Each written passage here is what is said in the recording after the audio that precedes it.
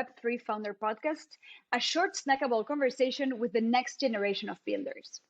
I'm Josefina Bantiener, your host, talking to you from Silicon Valley, and today's guest is Manuel Beaudroit, CEO and founder of Belo. Hi, Manu, how are you?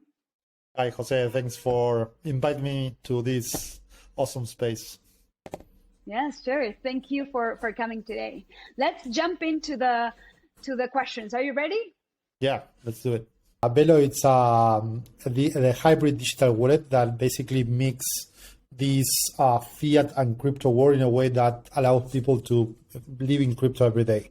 That's kind of the first objective, but our long-term vision is this idea of giving control of their future to people, because we, after living in Latin America whole life, you understand the value of having control of your assets and determine what you want to do with your money. So that's kind of the path that we are following.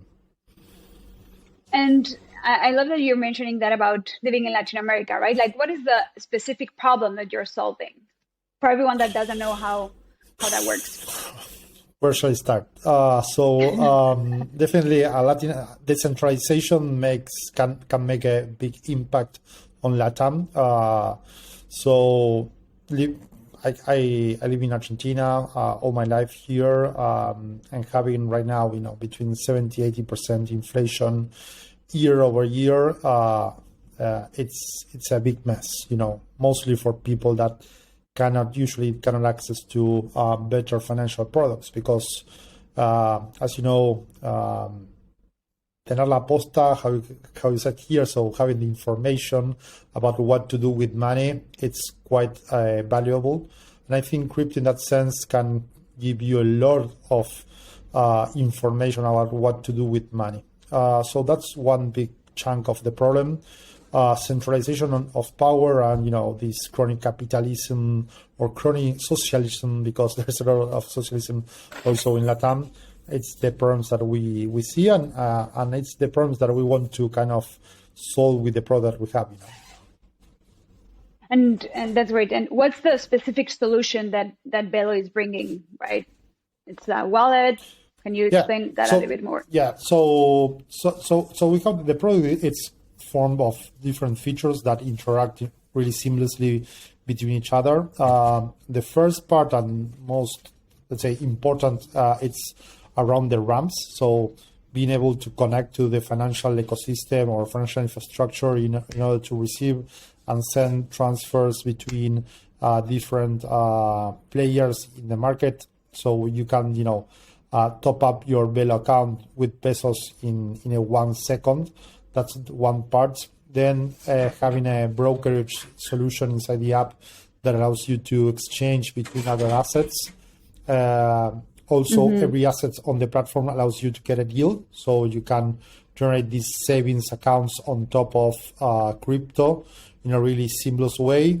And finally, we have a MasterCard prepaid card, which allows you basically to spend whatever assets you have in the app, both locally and internationally. Interesting. So it lets you, exchange your money, save your money, and spend it, right? Yeah. Excellent. That's right. And what would you say that is the difference, or how you compete with other wallets, right, that are global and that are also entering like Latin American markets? How do you compete with them, or what's the difference? Yeah, I mean, I would say you have like two different categories. One is on the exchanges, so big exchanges, which are, I call it gentrified in the terms that they are one solution which are applied globally, independently of how the market works. And then the most tropicalized applications like Belo, which are really connected to the local infrastructure and also creating products which are thought much more around the needs of the market. So in that sense, we try to be more on the second category. Also with this blend, this hybrid product between the two worlds. Excellent. And why Belo would be a better solution than the digital banks wallets that we see today that are not crypto focused?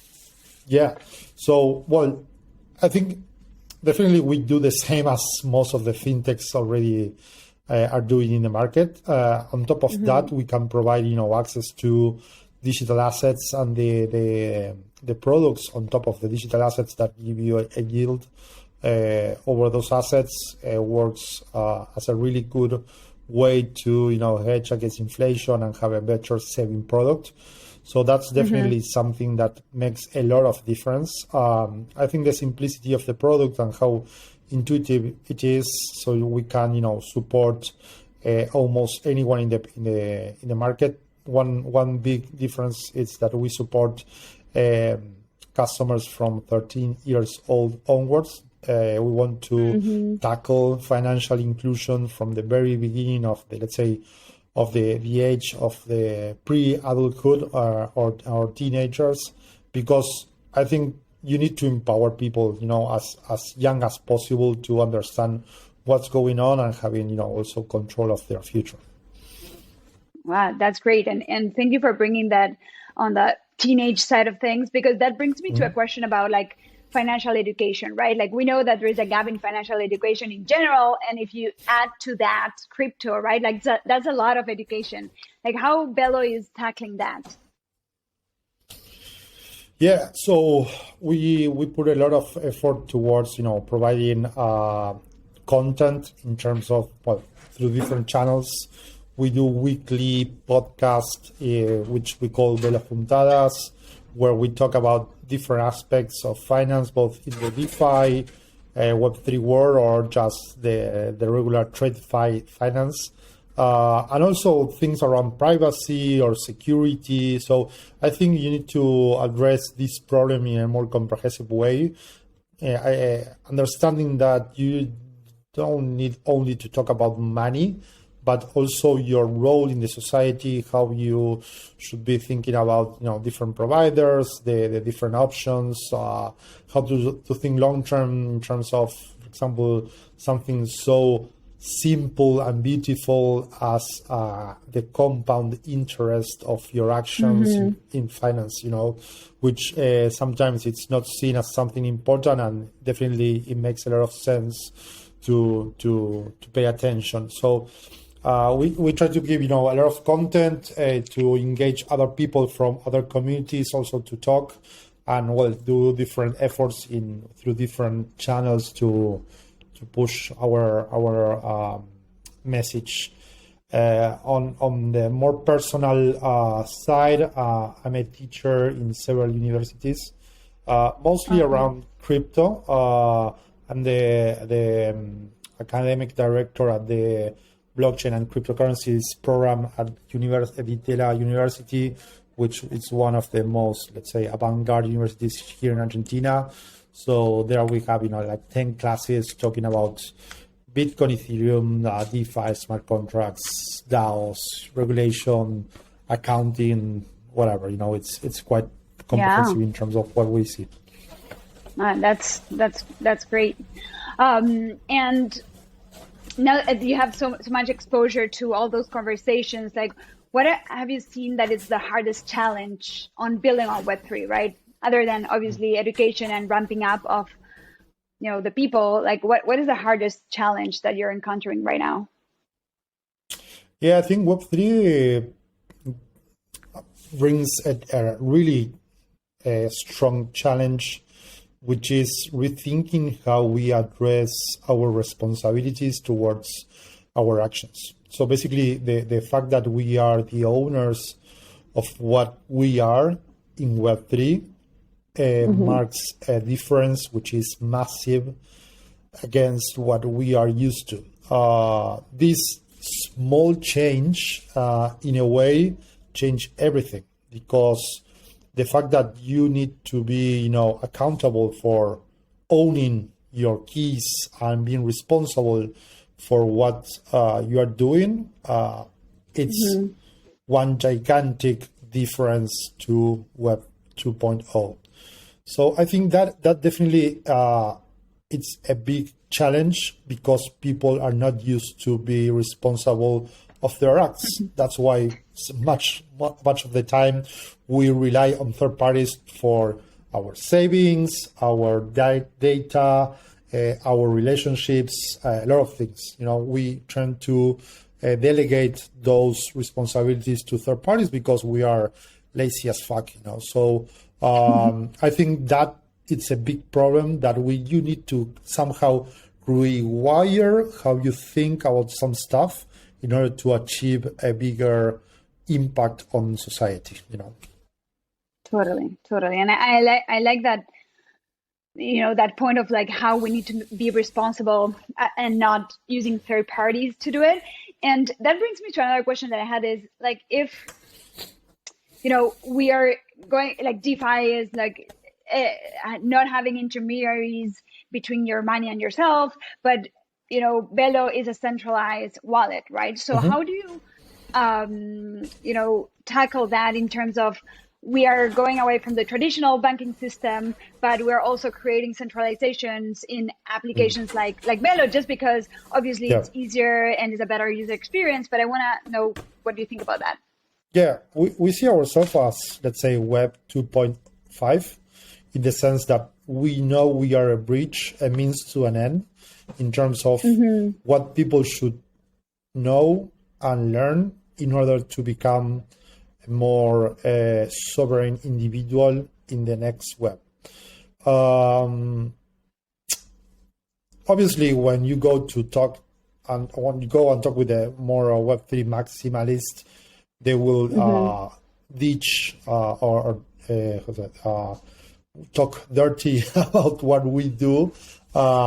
I think, after being 10 years in the ecosystem and really committed to what I have been doing and what we are doing for the future, I can assure that this is the most honest way to do this in the more massive market as possible. I think there is an urge for accelerating Web3 adoption, and that it's initially by giving access and giving, information and content and tools to people to become, more sovereign in their actions.